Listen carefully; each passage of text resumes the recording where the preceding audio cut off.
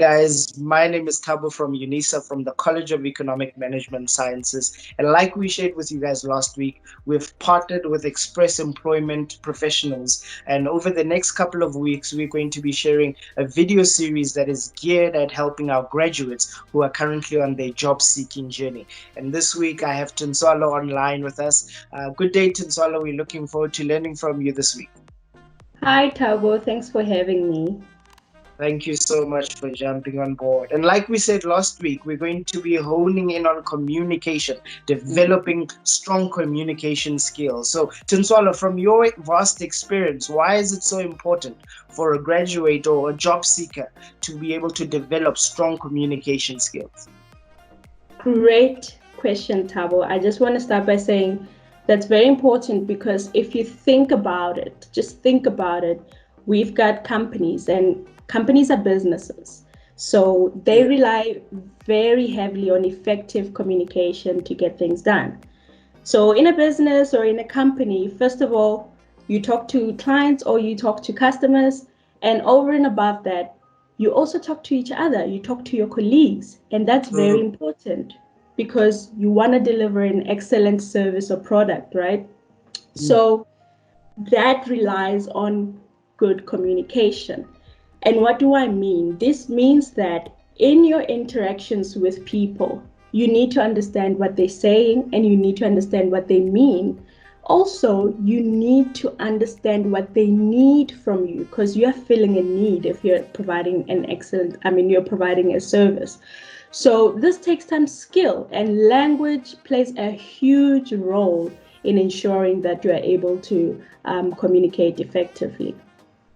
Wow. So what are the different mechanisms that somebody could use to actually develop their communication skills?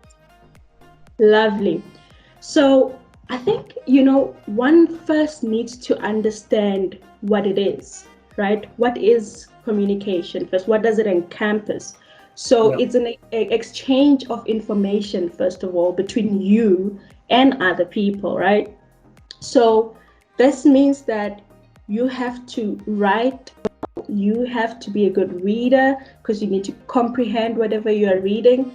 You need to be a good speaker. You need to be able to present yourself in such a way that people will actually take you seriously, whatever you are trying to share with them, correct? And again, I'll repeat, language matters. It does matter.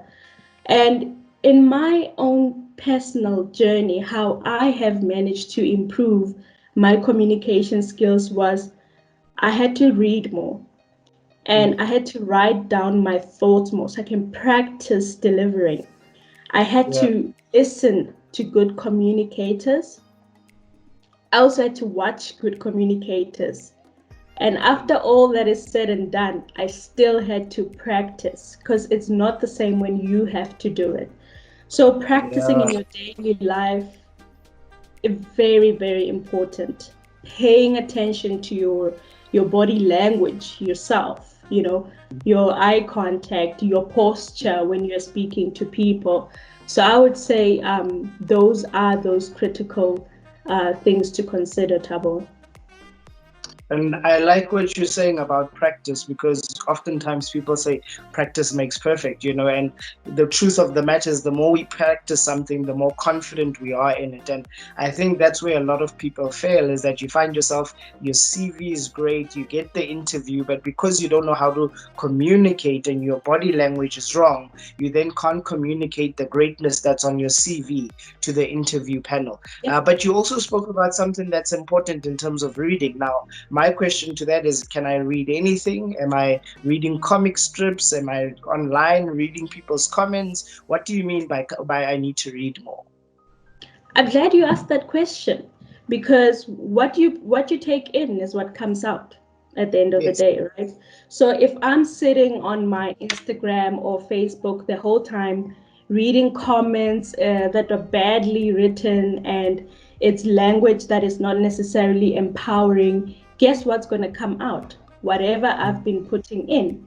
But if I decide, hey, I'm going to grab a book on whatever topic I'm interested in and I'm going to enrich myself, that is going to ultimately improve how I communicate. I'm going to innately adopt the language, adopt the grammar, and that's how you get better. So to answer your question, it really matters what you read. If you love Oprah, read on Oprah. If you love John Maxwell, read. If you love Vusi Tembekwayo, read on Vusi Tembekwayo. Watch him. He's a great speaker. So those are the good things that you can do and distinguish what's good for you and what's not. Oh, thank you. Fantastic, fantastic. And in terms of your own personal journey, do you have any personal stories that can maybe personalize this experience of why communication is important? Yes, I do. So I started my journey of improving my communication when I was young. In primary school, I participated a lot in public speaking and in debate. And I was so brave. I would stand at assembly and just share on whatever topic I felt. If it was confidence that I wanted to speak about, I would speak about it. And I would share my thoughts with the entire school. And of course, I wasn't perfect. I had to practice. And I can assure you, there's been so many times that I had done that where if I did not practice sufficiently, I would be in so much regret because I thought to myself, I wanted to say this. I did not say this way. Man. And think about it. How many times does that happen in an interview? A lot. A A lot. lot. So that's why it's so critical to be prepared. And there's fruit in being prepared. There is fruit in actually growing your communication skill. And I have a story. So for me, when I was 12 years old, I was then selected to go and spend the day with Thabo Mbeki on his 60th birthday, who was then president of South Africa. And that was such an empowering thing for me because I felt like, wow, I can go even higher, you know? And I was selected on the basis of I can speak, I can express myself in the English language where everybody else will be able to understand me. And that for me was empowering. It built my confidence. So I think it can do the same for anyone else who practices. Wow, what a powerful story. I think all of us, if we knew that that was what was waiting for us at the end of the day is getting to have lunch with the president, we'd definitely improve our skills. But in closing, Consola, I just want to know, for those who are saying, okay, what opportunities are there out there for me if I develop these skills, besides having lunch with the president? What other opportunities would you say there are there in developing the skills as for a graduate? There is plenty, right? I can name them, but to be quite honest with you, I want to start by saying I don't know a job that requires you to be a bad communicator. Whether you are at the back end or in the front end, either way, you have to do some form of exchange of information with people, and quality is of utmost importance, you know? So I'll give an example. As someone who's worked in the lab, I can tell you that even though you're working with specimens and you don't necessarily talk to people, at the end of the day, you have to write a report about what you found. You need to be able to share your findings with people, and you need to give them meaning about what you found. So you need to be able to explain, this is what it means.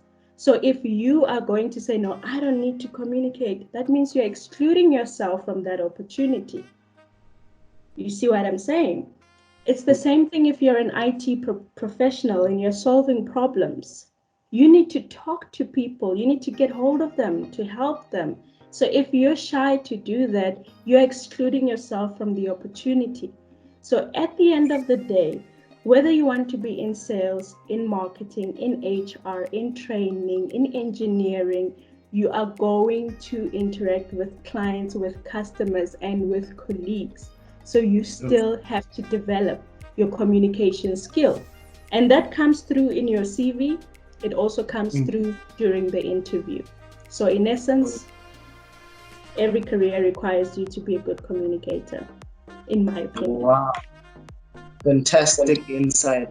Thank you so much for that great feedback. I think you've made it abundantly clear that communication is an important, integral skill for people to develop while they are on the job seeking journey. And we look forward to many more lessons from you. Next week, we're going to be honing in on transferable skills. I'm personally looking forward to that. But thank you so much for joining us this week and sharing these great nuggets about communication, Sensola. Thank you so much, Tabo. I am so excited for next week. I can't wait to share and hear from everybody else. So leave your comments as well and let us know what questions you have. So yeah, I'm excited. Awesome stuff. Guys, we'll see you next week. Thank you for joining us, and make sure that you stay with us throughout the entire series, as we've got different prizes that will be up for grabs towards the end of this series, and we're looking forward to your engagements. Make sure you like this video, make sure you comment with your questions, and we'll be sure to answer them as well. See you guys next week.